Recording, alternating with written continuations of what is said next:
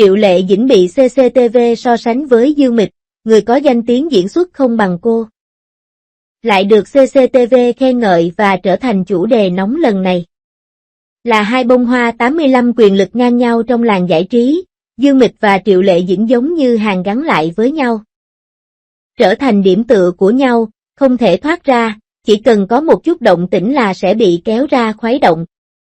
Khi một bộ phim mới được phát sóng, tỷ suất người xem và danh tiếng của phim sẽ được so sánh. Khi bước trên thảm đỏ, vẻ ngoài và địa vị sẽ được so sánh. Kỹ năng diễn xuất thỉnh thoảng lại được đề cập đến. Ngay cả việc công khai chuyện tình cảm của họ cũng có thể được khơi lại. Ngày 5 tháng 6, Dương Mịch đã tham gia một cuộc phỏng vấn hiếm hoi với CCTV. Sau khi chương trình phát sóng, nhiều người bình luận rằng câu nào cũng nói về Triệu Lệ Dĩnh. Những năm gần đây, cô dường như ngày càng tạo dựng được hình ảnh là người thông minh. Trong buổi phỏng vấn ngày hôm qua, cô thỉnh thoảng nói một số điều thú vị. Chẳng hạn như phụ nữ trước tiên phải là chính mình, sau đó mới là người mẹ tốt, câu nói này ngay lập tức được nhiều người coi là câu nói vàng ngọc.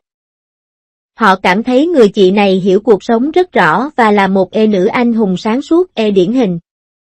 Khi xem lại sơ yếu lý lịch của cô đứng đầu các khóa học chuyên môn khi được nhận vào Học viện Điện ảnh Bắc Kinh, và điểm văn hóa của cô trong kỳ thi tuyển sinh đại học cũng không tệ.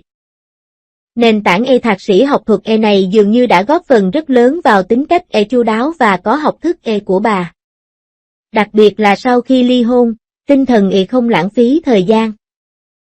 Tỉnh táo của cô khiến nhiều người cảm thấy đây là trạng thái đúng đắn, thậm chí khi nhìn vào khuôn mặt cô, họ cảm thấy cô đã nhưng đằng sau hậu trường. Con đường của một diễn viên dường như không mấy ổn định nếu bạn chỉ dựa vào trí thông minh và tài ăn nói của mình. Nhìn vào toàn bộ phe 85 hoa, Dương Mịch chính là mục tiêu chung. Cô so sánh hạnh phúc hôn nhân của mình với Lưu Thi Thi, phong cách thời trang với Angelababy, thân hình nóng bỏng với Địch Lệ Nhiệt Ba và vẻ đẹp thiên thần với Lưu Diệc Phi. Nhưng cô dường như luôn thiếu một thứ gì đó ở một món đồ nào đó.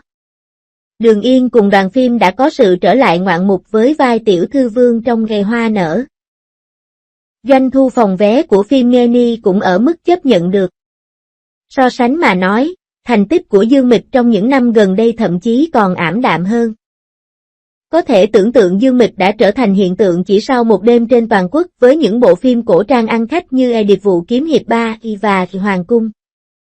Sau đó, Nữ hoàng phim cổ trang.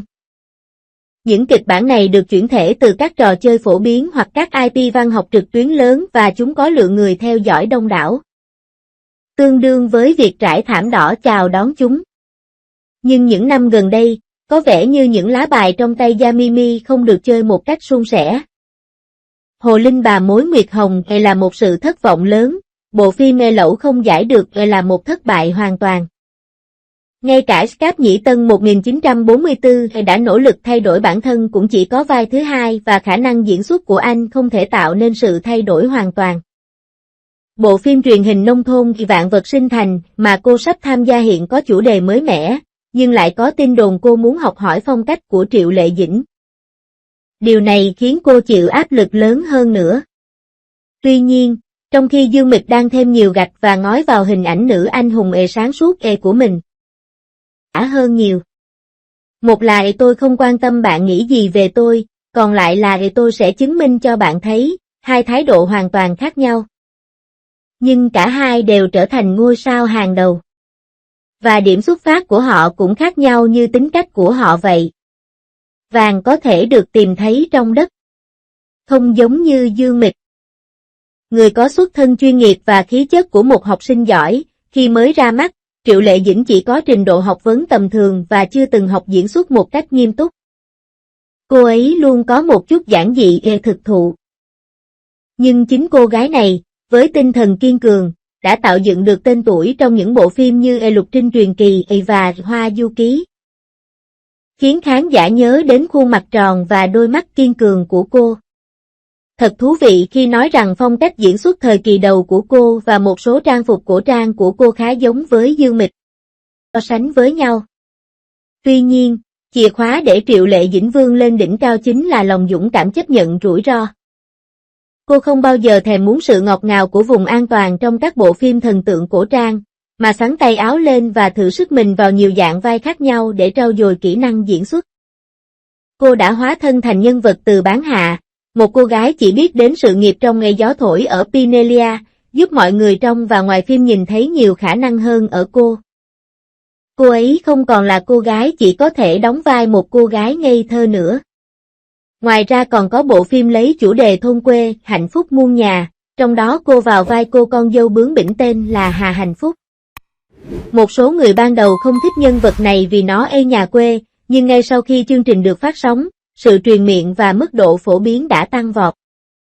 Ngay cả các phương tiện truyền thông chính thức cũng mời bà tham gia các hoạt động như lịch đọc sách ban đêm của cô không hề phóng đại.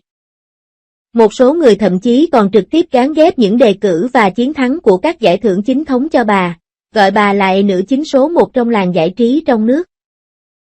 Có thể đây chỉ là lời tân bốc, xét cho cùng, giải thưởng là thứ cần phải thảo luận nhiều, nhưng đà phát triển trong sự nghiệp của cô ấy là điều có thể nhìn thấy bằng mắt thường. Tất nhiên, sự nổi tiếng cũng mang lại rắc rối. Thời trẻ, tính cách thẳng thắn của Triệu Lệ Dĩnh đã gây cho cô một số rắc rối. Cô ấy nói quá trực tiếp và được cho là cần phải cải thiện trí tuệ cảm xúc của mình. Cô thậm chí còn được các phương tiện truyền thông chính thức nhắc nhở. Có thể coi đây là một tập phim nhỏ trong hành trình trưởng thành của cô bé. Tuy nhiên, không có gì tồn tại mãi mãi. Điều này đặc biệt đúng trong ngành giải trí. Chiến đấu công khai hay lén lút hay tôn trọng lẫn nhau vẻ như đang đi theo những con đường riêng. Nhưng họ vẫn thường xuyên xuất hiện cùng nhau. Vào những năm đầu, vì trông khá giống nhau nên hai người họ thường là chủ đề bàn tán của đám đông sau bữa tối. Sau đó, thời điểm bạn đăng tải những thông tin trên mạng xã hội đều có phần ngẫu nhiên, và máy quay đã bắt gặp chúng ta trên cùng một sân khấu mà không hề có sự giao tiếp nào giữa hai vị vua. Ngoài ra còn có tin đồn về sự cạnh tranh vai diễn, điều này làm tăng thêm gia vị cho câu chuyện của hai người đẹp này. Điều thú vị hơn nữa là anh trai Phùng Thiệu Phong lại có quan hệ với cả hai người bọn họ, có thể coi như thêm một chú thích nhỏ vào bộ phim lớn này. Số phận là một điều tuyệt vời. Sự so sánh này không chỉ là vấn đề giữa hai người họ mà còn liên quan đến sự lo lắng chung của toàn bộ nhóm E85 Furlao. Nhìn vào những con sóng trong ngành giải trí, cái này cao hơn cái kia thu hoạch như tỏi tây, và sự lặp lại của thị trường nhanh đến mức chóng mặt. Có người cảm thấy đà phát triển của Dương Mịch trong những năm gần đây đã tụt hậu so với 85 bông hoa khác. So với các chị gái của mình, những người vẫn có thể tiếp tục cho ra đời những tác phẩm xuất sắc trong ngành điện ảnh hoặc truyền hình, thì những thách thức mà cô phải đối mặt có vẻ lớn hơn. Càng lớn tuổi, các cô gái trẻ sinh vào những năm 2000, 2005 càng xinh đẹp và táo bạo hơn, thị trường phim thần tượng cổ trang cũng ngày càng khan hiếm những gương mặt trẻ. Đây là những rào cản mà thế hệ của họ không thể tránh khỏi. Con đường tương lai sẽ như thế nào? Liệu cô có tiếp tục tỏa sáng trước ống kính? Ngay cả khi vai diễn chuyển từ một bông hoa đỏ sang một vai phụ, hay thậm chí là vào vai một người mẹ hoặc một người bà. Hay công ty sẽ có bước ngoặt bất ngờ, rút lui vào hậu và mối quan hệ của mình để quản lý vốn và ươm mầm thế hệ trẻ tiếp theo. Hoặc họ có thể học hỏi từ những người đi trước và thử trở thành giám đốc, đầu tư hoặc kinh doanh xuyên biên giới. Mỗi con đường đều ở trước mặt họ, chờ đợi họ đưa ra lựa chọn. Thời thế đã thay đổi và không dễ để đánh lừa khán giả. Rốt cuộc, quy tắc của ngành giải trí cũng đang thay đổi, con mắt của khán giả cũng ngày càng sắc bén hơn. Ngô Kinh từng nói rằng bây giờ trình độ thưởng thức của khán giả đã được nâng cao. Không còn dễ dàng thoát khỏi những trò cũ rích và thủ đoạn giả tạo nữa. Bất kể bạn từng nổi tiếng thế nào trong quá khứ, hay có bao nhiêu người hâm mộ cổ vũ cho bạn. Nếu bạn muốn mọi người ủng hộ mình bây giờ, bạn phải thể hiện năng lực thực sự và phẩm chất thực sự, thay vì chỉ dựa vào danh tiếng hoặc lượng người theo dõi trong quá khứ. Vậy nên, muốn nổi bật bằng cách dựa vào ý trí thông minh, y vài sự sáng suốt, hay phong cách thực tế mà Triệu Lệ Dĩnh theo đuổi, dựa vào đấu võ trong từng bộ phim. Cuối cùng cũng phải được cân trên bàn cân thị trường và sàng lọc qua cái sàng của thời gian. Sự phấn khích chỉ là tạm thời và các nhãn mác sẽ mờ dần. Điều thực sự được ngành công nghiệp này và lịch sử ghi nhớ có lẽ không phải là ai diễn thuyết hay hơn hay ai có nhiều người hâm mộ hơn. Thay vào đó, chính nỗ lực thực sự của các diễn viên đã tạo nên những nhân vật nổi bật và đáng nhớ. Đây là những tác phẩm tốt đẹp có thể vượt qua dòng thời gian và chạm đến trái